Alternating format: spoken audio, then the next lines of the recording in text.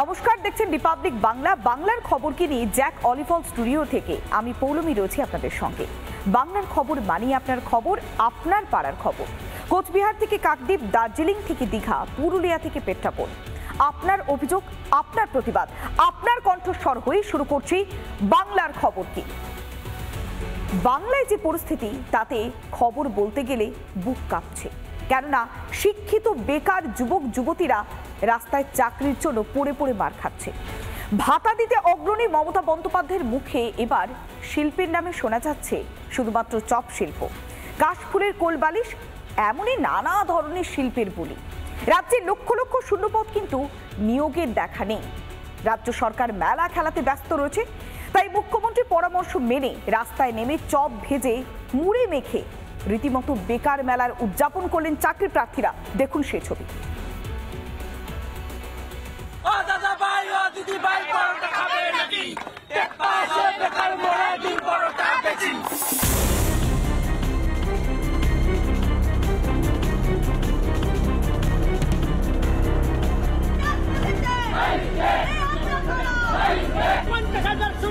বইমেলা শেষ হতে না হতেই আরো এক মেলা কলকাতায়।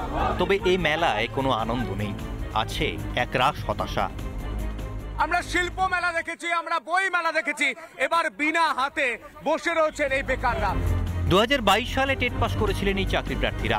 শূন্য পদে নিয়োগের জন্য বারবার পর্ষদের দুয়ারে হত্যে দিয়ে পড়ে থেকেও মেলেনি সুরাহা। এবার তাঁরাই আয়োজন করে ফেললেন অভিনব বেকার মেলার। এখনো পর্যন্ত আমরা ইন্টারভিউ নোটিফিকেশন পাইনি। এইদিকে আমাদের মাননীয় মুখ্যমন্ত্রী উনি বলছেন যে চপ শিল্প করো, চা শিল্প করো, তাহলে আমাদের কি এটাই প্রাপ্ত? দিনের পর দিন চাকরির দাবিতে পথে ন্যায্য চাকরি প্রার্থীরা। ক্লাসরুমে যাওয়ার কথা ছিল যাদের, তারাই আজ পরিবার ছেড়ে রাস্তায়। আমার হাজবেন্ড আমাকে ছেড়ে দিয়েছে শুধুমাত্র চাকরি পাইনি বলে। নিজের যোগ্যতা অনুযায়ী স্বচ্ছভাবে আমরা টেট পাস করেছি। তাহলে মমতা বন্দ্যোপাধ্যায় অন্তত আমাদের জন্য, বিশেষভাবে সক্ষম ব্যক্তিদের জন্য চাকরিটা ছেড়ে দিক। রাজ্যে চাকরি নেই, অথচ বছর বছর গাল ভরা প্রতিশ্রুতি দেন মুখ্যমন্ত্রী। ঠিক এভাবেই শিক্ষিত বেকারদের নিয়ে পরিহাস করেছিলেন মমতা। আমার পাড়ায় দুটো ছোট্ট ছোট্ট তেলে ভাজার দোকান আছে, ছোট্ট দোকান, একেবারে ছোট্ট জায়গা। মানে কি বলবো, হয়তো আমার স্টেজটা দেখতে পাচ্ছেন, এই যে মাইক্রোফোনটার সামনে দাঁড়িয়ে আছি, এই একটা আছে আর আরেকটা রাখলে এইটুকু দোকান। তারা আজকে এত তাদের বিক্রি যে আজকে তারা বড় বড় 3তলা 4তলা সব বাড়ি তৈরি করেছে। আজকে শুরু করুন 500 টাকা দিয়ে, চিন্তার কোনো কারণ নেই। 50,000 শূন্য পদে অবিলম্বে রাজ্য সরকারকে নিয়োগ করতে হবে। টেট উত্তীর্ণ চাকরি প্রার্থী তারা টেটে পাস করেছেন, তারপরেও তাদেরকে লাগাতার রাস্তায় থাকতে হচ্ছে, আন্দোলন করতে হচ্ছে। কবে চাকরি মিলবে জানেন না আন্দোলনকারীরা। অবিলম্বে নিয়োগ বিজ্ঞপ্তি জারির অনুরোধ চাকরি প্রার্থীদের। মুখ্যমন্ত্রী বলেছে রাজ্যে 10 লক্ষ শূন্যপদ আছে ওনার হাতে। পর্ষদ সভাপতি বলেছেন প্রাথমিকে 50,000 শূন্যপদ আছে, আর আমরা 50,000 টেট পাস। মুখ্যমন্ত্রী 50,000 শূন্যপদে প্রাথমিকের ইন্টারভিউ নোটিশ প্রকাশ করতে আদেশ দিন। ভাতার নেশায় ভুলিয়ে বেশি দিন মানুষকে চাকরি থেকে বঞ্চিত করা যাবে না, হুঁশিয়ারি আন্দোলনকারীদের। ভাতার মোড়কে আর লক্ষ্মীর ভান্ডার, যুবশ্রী, কন্যাশ্রীতে মানুষকে ডুবিয়ে রাখতে চাইছে। এটা বুঝছে না যে একটা সময় পর এই সরকার কিন্তু পড়বে। যারা শিক্ষিত যুবক যুবতী তারা কোথায় যাবেন? তাই তারা সমস্ত কুল হারিয়ে আজকে চপপুরি হাতে নিয়ে রাস্তায় নেমেছে।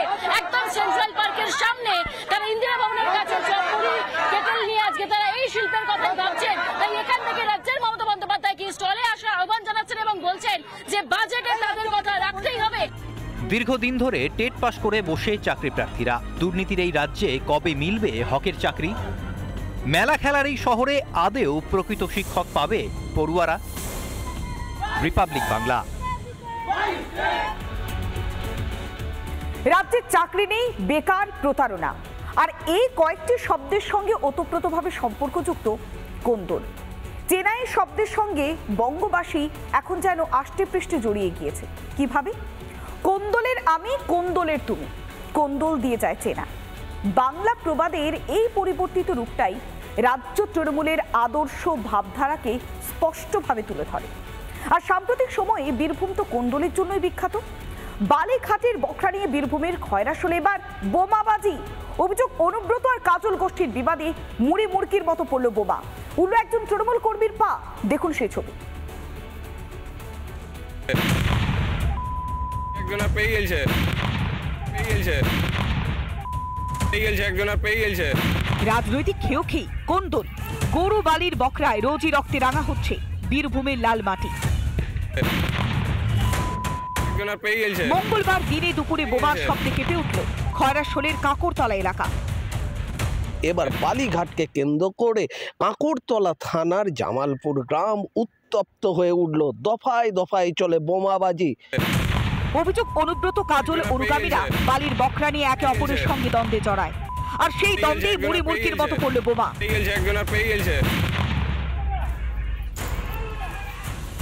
রাজায় রাজায় যুদ্ধে উলু খাগড়াদের বলি যাওয়া নতুন নয়। এই বোমাবাজির ঘটনাতেও গুরুতর জখম 2 তৃণমূল কর্মী। বোমার খাতে উড়ে যায় একজন শাসক কর্মীর পা।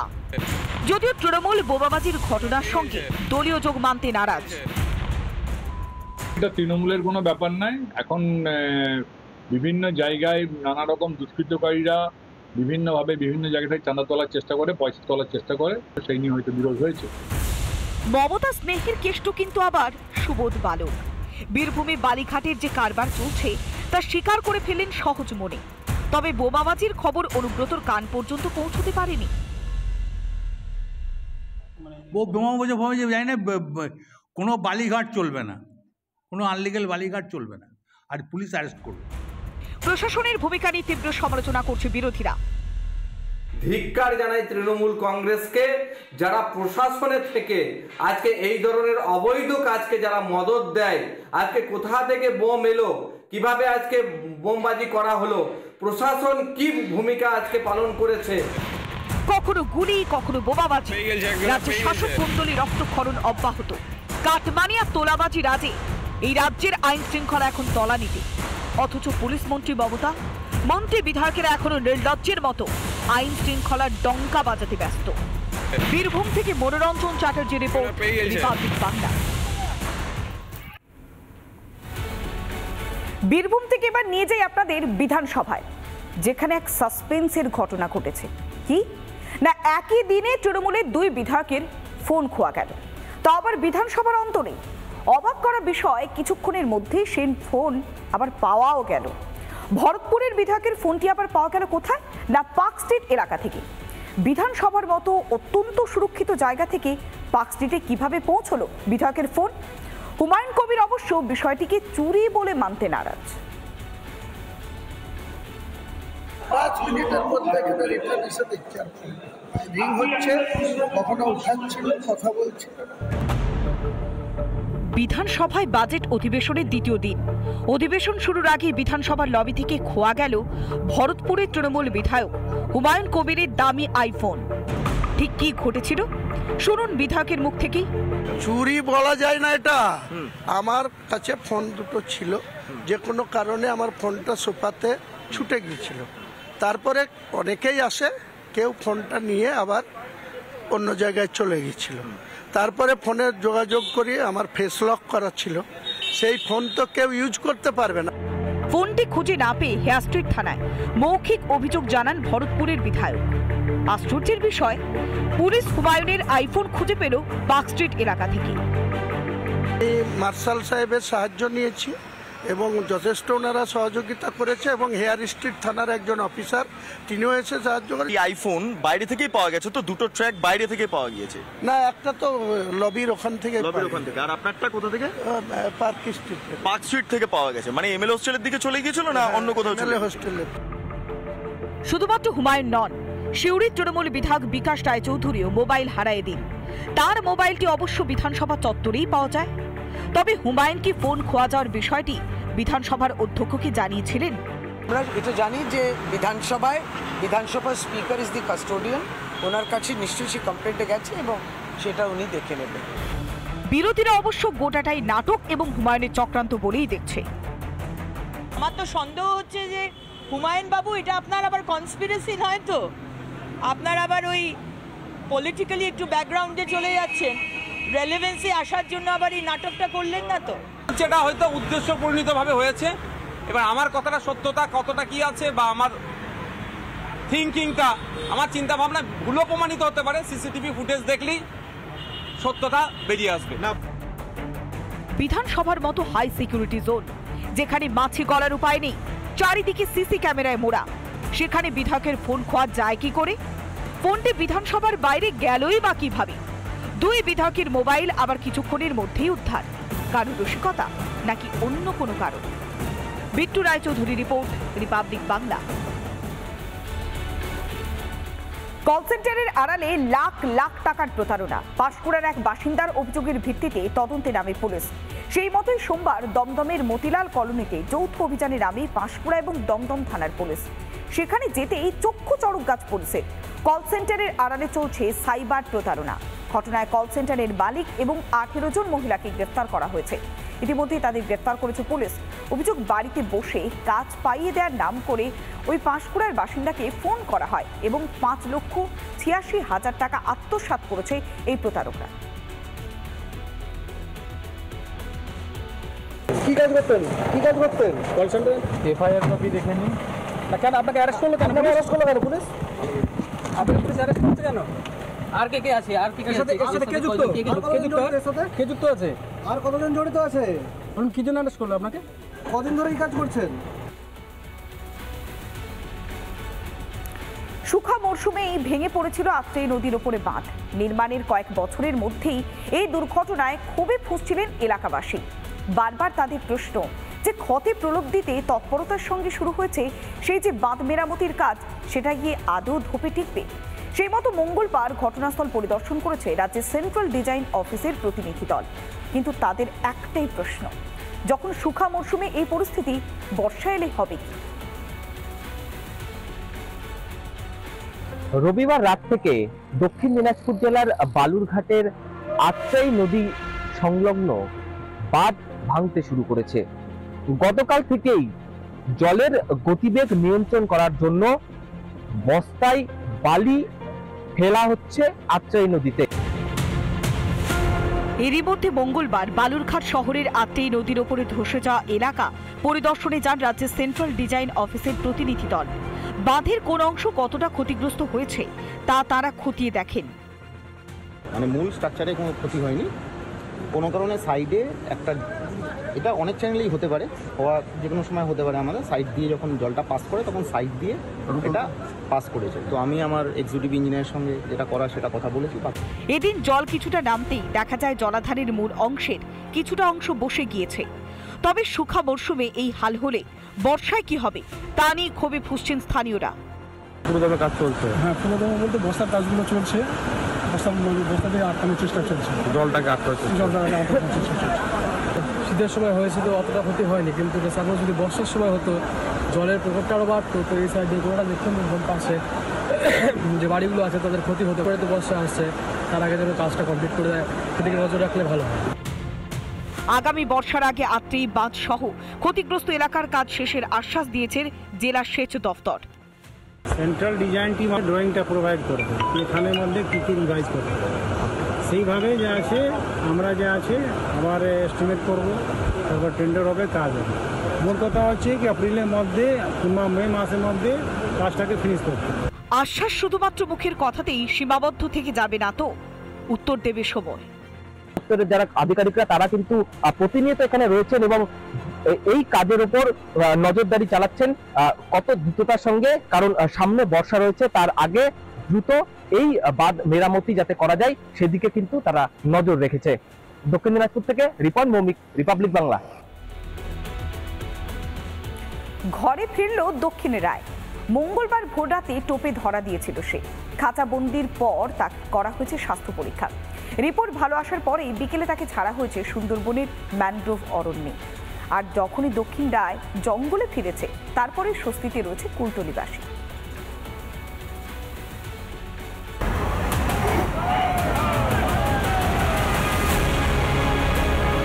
লোকালয় দীর্ঘ দাপাদাপি, টান টান লড়াই শেষে মঙ্গলবার বিকেলে নিজের ডেরায় ফিরল বাঘ।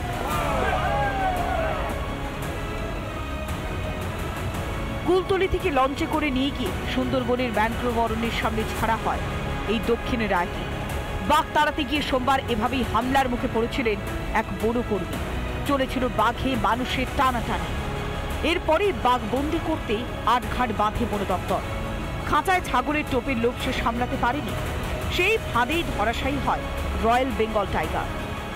এতটা খানি ইয়ে আসেনি, এইবারে খুব জোর হলো, খুব ভয় ছিলাম, আমরা বাইরে বেরোতাম না। বন দপ্তর সূত্রে খবর, পূর্ণবয়স্ক এই পুরুষ বাঘের বয়স প্রায় 10 বছর। স্বাস্থ্য পরীক্ষার পর মঙ্গলবার বিকেলে বাঘ ডেরায় ফিরতেই স্বস্তির নিঃশ্বাস কুলতলি জুড়ে। রাজু মুখার্জির রিপোর্ট, রিপাবলিক বাংলা। কয়েকশো বছর পর হুগলির ত্রিবেণীতে বসেছে কুম্ভ মেলা। দলে দলে ভিড় জমাচ্ছেন সাধু সন্ন্যাসীরা, পূর্ণ স্নানে টানে আসছেন দূর দূরান্তের মানুষ। আগামীকাল থেকে শুরু হচ্ছে শাহী স্নান, আর তার আগেই তিল ধারণের জায়গা নেই ত্রিবেণী ঘাটে।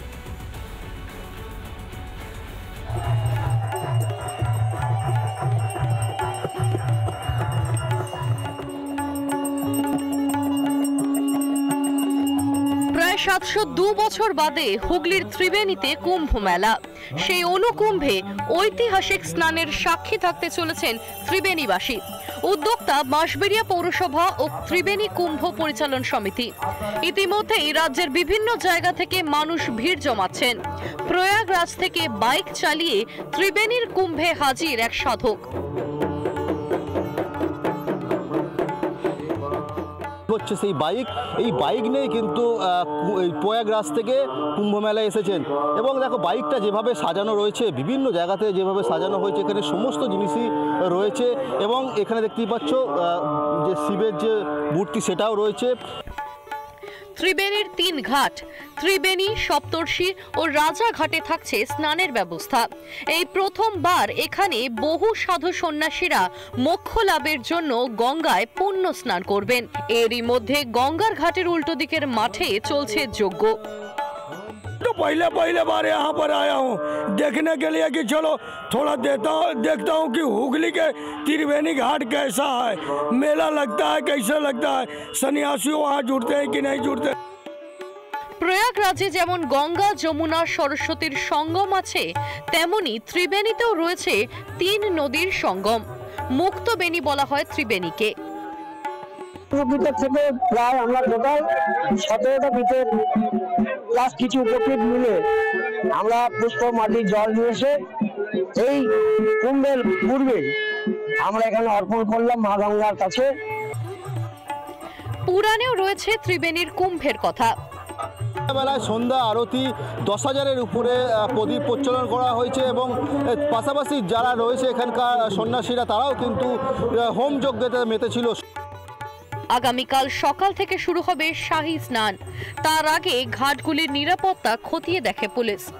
যত বাড়ছে তেমন যেমন মানুষের সংখ্যা বাড়ছে এবং আগামীকাল আরও মানুষের সংখ্যা বাড়বে, এমনটাই কিন্তু মনে করছেন এখানকার যারা কমিটির সদস্য থেকে যারা রয়েছেন। হুগলি থেকে সুজিত গৌর, রিপাবলিক বাংলা।